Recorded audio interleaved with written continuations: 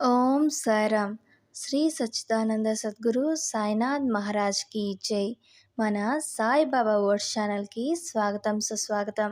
ఎలా ఉన్నారండి అందరూ? నేనైతే చాలా బాగున్నాను. మీరు కూడా సాయిబాబా గారి దివ్య ఆశీస్సులతో ఎప్పుడు సంతోషంగా, ఆనందంగా, ఆరోగ్యంగా ఉండాలని మనస్ఫూర్తిగా కోరుకుంటున్నాను. ఈరోజు ఈ వీడియోలో మనం ఏం వినబోతున్నామంటే, మనం సాయి దివ్య పూజ గురించి విన్నాం కదా, అందులో ఒక అధ్యాయాన్ని ఈరోజు మనం వినబోతున్నాము.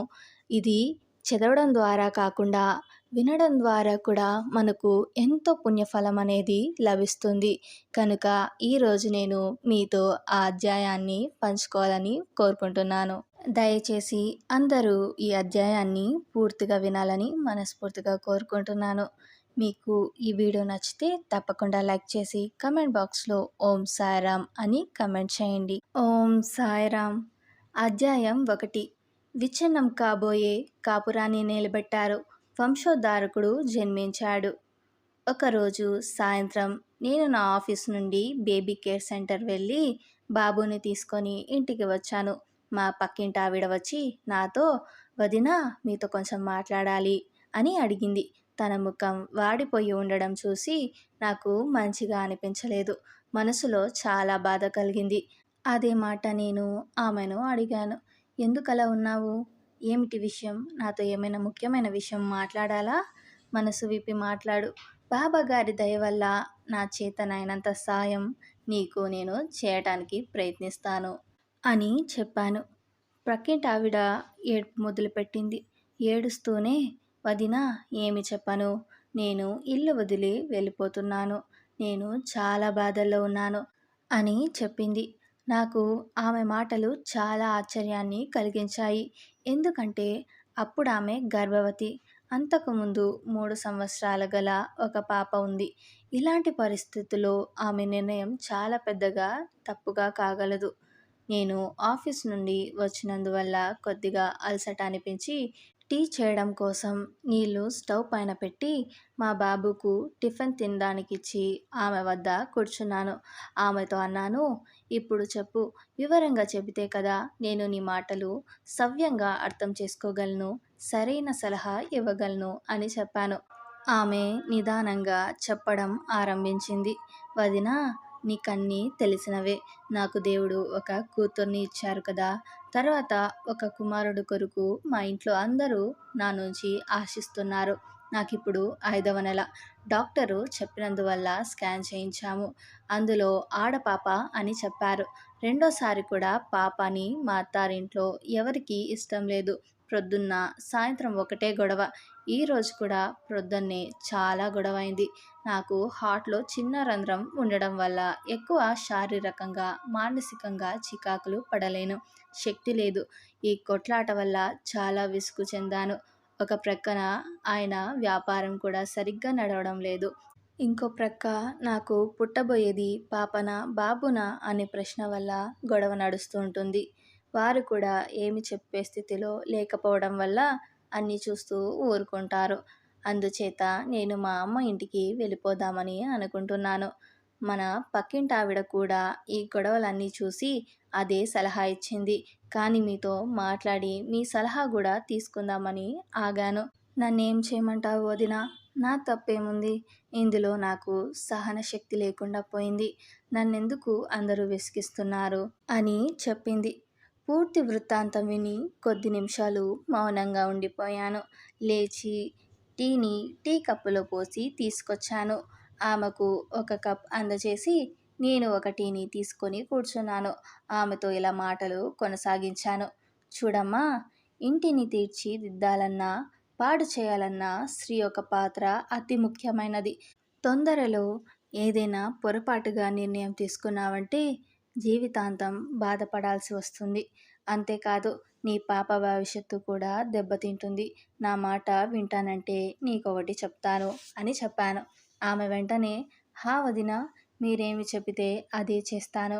మీ సలహా ప్రకారమే నేను నడుచుకుంటాను అని చెప్పింది. ఈరోజు ఏం వారం?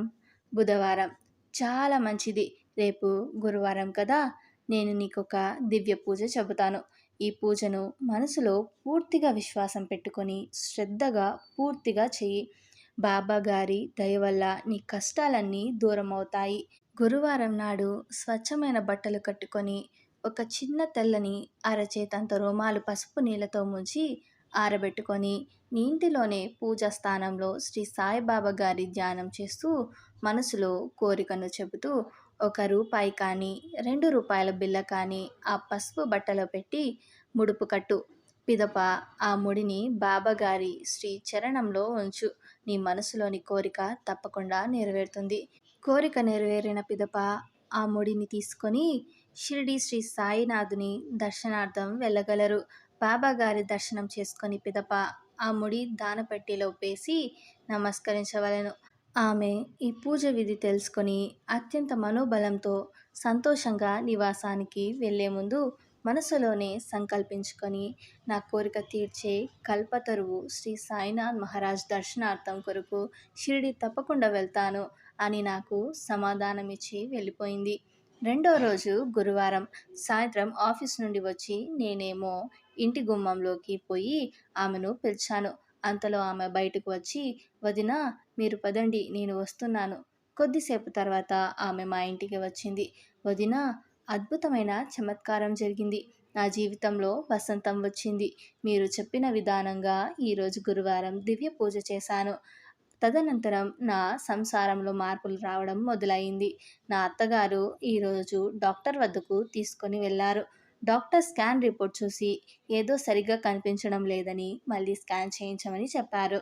రెండోసారి తీసిన స్కాన్ రిపోర్ట్ చూడటానికి ప్రయత్నిస్తే అక్కడ ఎలక్ట్రిసిటీ ఫ్లక్చువేషన్స్ వల్ల సరిగ్గా కనిపించలేదు. నన్ను అత్తగారిని స్వయంగా డాక్టర్ గారు తన కారులో కూర్చోపెట్టుకొని తన ఇంటికి తీసుకొని వెళ్ళారు. స్కాన్ రిపోర్ట్ను అక్కడ మరి ఒకసారి చూడటానికి ప్రయత్నించారు.